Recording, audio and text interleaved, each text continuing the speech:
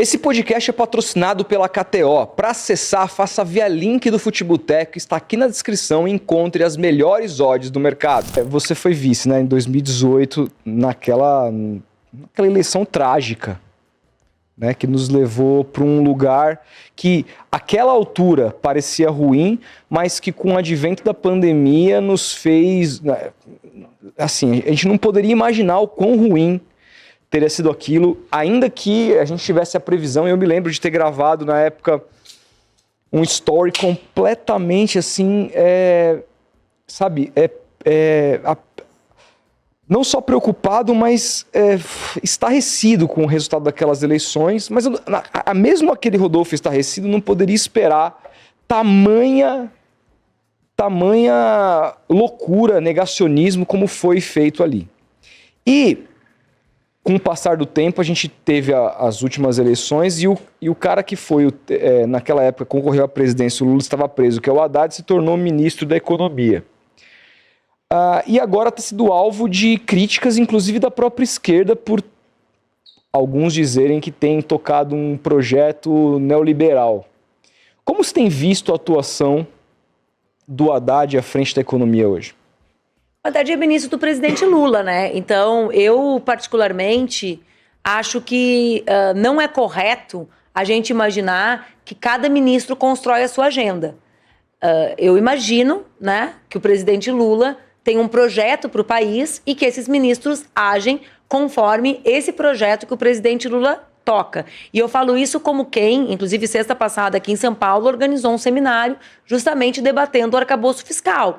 Porque se é verdade que o anúncio deixou alguns setores, vai ter o imposto de renda, vai isentar o imposto de renda para a faixa ali dos 5 mil, também é verdade que a gente conhece a correlação de forças da Câmara, né? E pode imaginar que os projetos, como as notícias no dia de hoje anunciam, os projetos conservadores ocuparão a prioridade desses parlamentares e os projetos relacionados à melhoria de condição de vida de uma parcela da população ficarão em segundo plano. Segundo lugar, dentro dessas medidas, tem medidas que são medidas que podem sim causar prejuízos para uma imensa massa de trabalhadores brasileiros, como a ideia da fixação da não ampliação do valor do salário mínimo. Vê bem, então, eu sou uma das, na prática, te respondendo, eu sou uma das vozes que acha que essas medidas são pensadas sem levar em conta, ou levando em conta um tipo de visão exageradamente sobre a dimensão da crise do Brasil. Então, assim, mas tendo... E isso não tem nada a ver com o fato de ter sido vice do Haddad, né? A formação da chapa de vice, ela é uma formação de afinidade, embora eu respeite muito o Haddad, acho ele um grande quadro dos setores democráticos brasileiros. O próprio Haddad, acho que ele próprio não se definiria como alguém com as mesmas posições de esquerda do que eu e de outras pessoas, né? Ele é um homem respeitável, que tem uma vida pública respeitável, mas às vezes as pessoas tendem a imaginar que chapa é casamento, tu casa por afinidade, claro. né? O Brizola, que cada vez consegue, é louco, né? O tempo vai passando e cada vez ele se torna maior no meu referencial, porque... Pois é. Porque, o que ele dizia? Aliança a gente faz com quem a gente não concorda. Quem a gente concorda não precisa fazer aliança, já tá no mesmo lugar, né? Então, assim, eu nunca fui do PT, nem um único dia da minha militância, eu milito desde muito cedo, né? Não foi a minha escolha política, né? E eu estava naquela chapa representando um aliado histórico do PT, que reconhece a importância do PT para a democracia brasileira, que reconhece a importância e a relevância do PT na luta dos trabalhadores e das trabalhadoras brasileiras, que reconhece que o PT tem o maior quadro da esquerda brasileira e uma das maiores lideranças populares do mundo, que é o presidente Lula, mas que é um outro partido, né? E, aliás, a minha saída tem relação, inclusive, com a proximidade imposta do PT pela federação. Mas, por exemplo, você falou pra mim que... Eu falei pra ti, vamos lá. Então, eu falei pra ti, eu falei pra todo mundo. Você falou... Ou foi antes? Você falou, não, você falou agora, que é o seguinte, a posição do Haddad enquanto ministro tem a ver com o plano de governo do que ele está. Só que enquanto vice do Haddad, você Bom, imagino que vocês tiveram várias conversas sobre quais seriam os planos daquele governo se ele tivesse... Mas é que aquela conjuntura era absolutamente diversa dessa. Né? Não existe como comparar o Brasil de 2018 e o mundo de 2018 com o mundo de 2022 ou de 2024. A gente está trabalhando com um planeta que vive diversas crises ou uma crise com múltiplas crises contidas dentro. A gente está vivendo um mundo, né, que testemunha em primeira pessoa, digamos assim, uma crise climática com eventos que aconteceram depois de 18 que nós não tínhamos testemunhado no Brasil. Né? Vê a situação do meu estado, do Rio Grande do Sul. Embora os nossos cientistas, como Carlos Nobre, anunciassem o que nós poderíamos viver, a gente em 2018 no Brasil imaginava que viveria um episódio desses? Não. A gente está vivendo uma crise de migrações em função do clima e das guerras crescente. A gente imaginava em 18 que a extrema-direita na Europa teria vindo para ficar? Não. Que o Milei venceria na Argentina? Em que ano o Milei venceu? 22, sei lá? 22. Eu lembro que os argentinos me diziam assim, eu tenho uma proximidade muito grande com a Argentina, né? Eu tenho uma militância muito próxima com muitos grupos políticos lá, e eu lembro que muitos desses grupos me diziam assim, não, o Milei não vai vencer. Desculpa, mas nós não somos vocês. Entendeu? Os argentinos, né, sobretudo os portenhos, eles têm uma autoestima em dia, né? Eu dizia, cara, eu tô vendo... Vai acontecer, é parecido com o que aconteceu.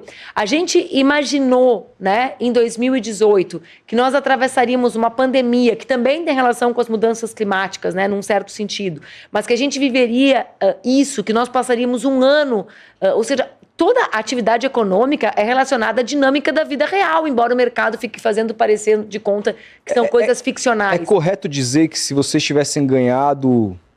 pelo menos aí 40% das pessoas que morreram poderiam ter sobrevivido?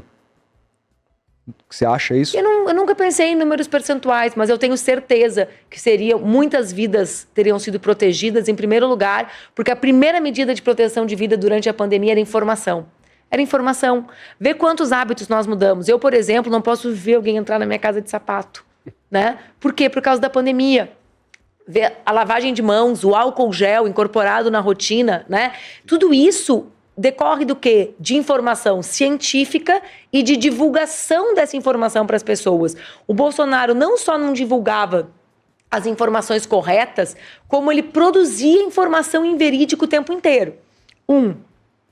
2, as medidas que foram tomadas naquele período de proteção de pessoas foram medidas conduzidas pela oposição no Congresso, como o auxílio que foi garantido para a população brasileira.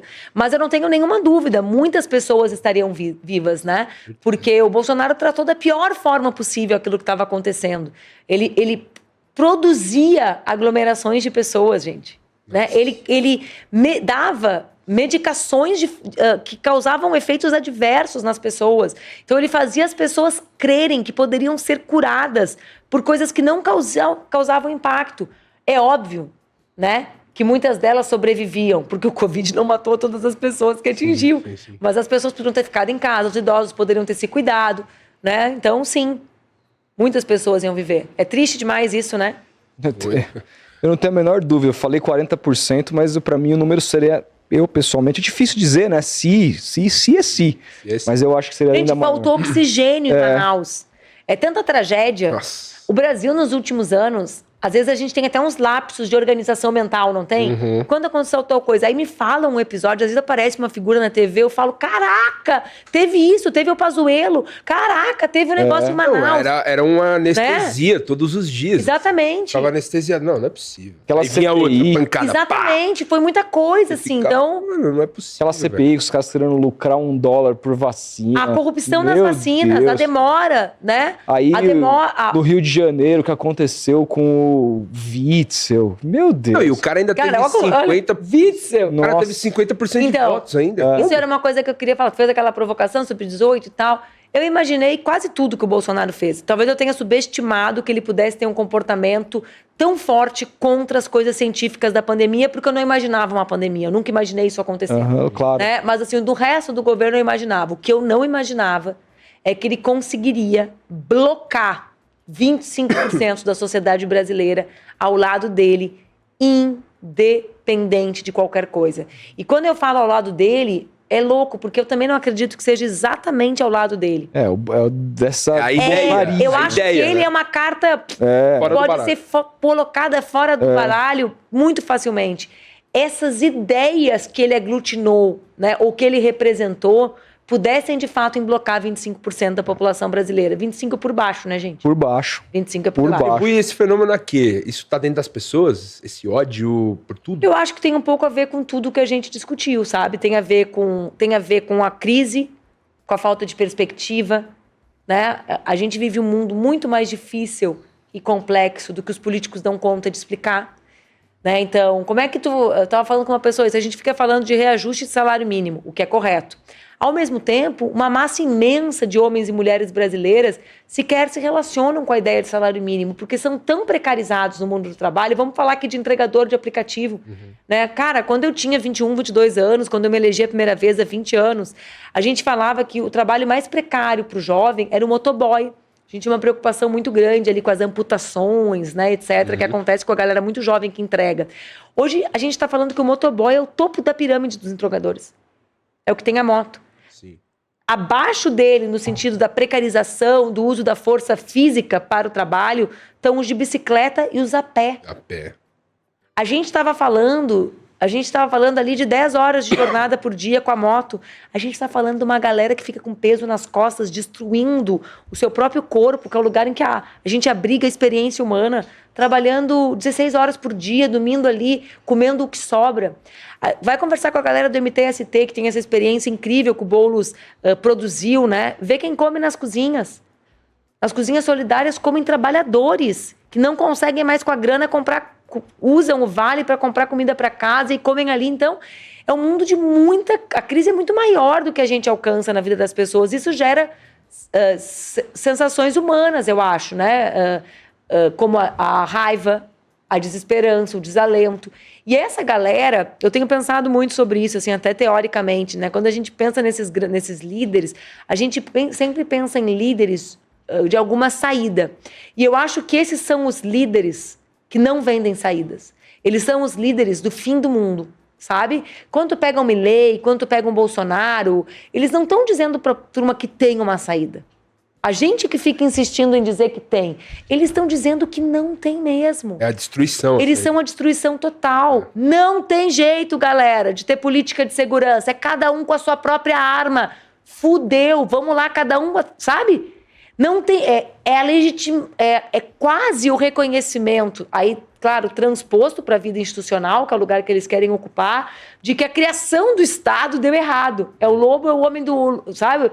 O homem é o lobo do homem, não tem mais regulação da violência. Então eu acho que eles são, assim, um encontro total com a desesperança. E é por isso que para mim é tão importante a gente tentar resgatar essa ideia de uma construção coletiva, da ideia de que a crise é essa mesmo. Não dá para passar pano para a dimensão da situação que o povo vive, que a imensa maioria do povo vive, sabe? Mas, ao mesmo tempo, é preciso pensar em caminhos. E aí que entra as mulheres, né? Por quê? Porque as mulheres têm sido, nas últimas 2 décadas, principalmente na última década, uma espécie de cordão sanitário da extrema-direita no Brasil e no mundo. O Lula só é presidente porque as mulheres e as pessoas negras votaram nele. Ponto. Né? Mesmo que tenha diminuído, as mulheres, a diferença da última eleição de 16 para agora, as mulheres não votaram no Trump. Só tem um país no mundo em que as mulheres aderiram às ideias da extrema-direita, que é a Itália. Mas aí a líder da extrema-direita é uma mulher, não tem essa complexidade. Que é bom a gente ficar atento, né? Porque eles também estão produzindo aí umas mulheres horríveis, anti-mulheres, né? E anti-gente. Mas as mulheres, primeiro, elas precisam do Estado. Porque todo cuidado na sociedade machista é responsabilidade feminina. Então, tu vai dizer que não vai ter creche? Se não tem creche, a mulherada não trabalha. Tu vai dizer que não tem escola? Quando quebra o sistema de saúde, quem fica na fila esperando a consulta? Né? Pro filho, pro marido, pra sogra, pra mãe, né? Então, as mulheres, elas, numa sociedade machista, eu repito, não que seja um atributo biológico, mas numa sociedade como a nossa, elas cuidam. E o cuidado tem relação com a dimensão das políticas públicas. E, ao mesmo tempo, nessa socialização machista que a gente vive, o afeto, o gostar, também isso é uma das coisas que os homens perdem, né? O gostar é proibido aos homens, né? Demonstrar afeto, cuidar. E a violência é quase um atributo natural. Então, as mulheres se encaixam pouco na performance da política da testosterona da extrema-direita. Vejam que é a testosterona, né? A testosterona do imbrochável.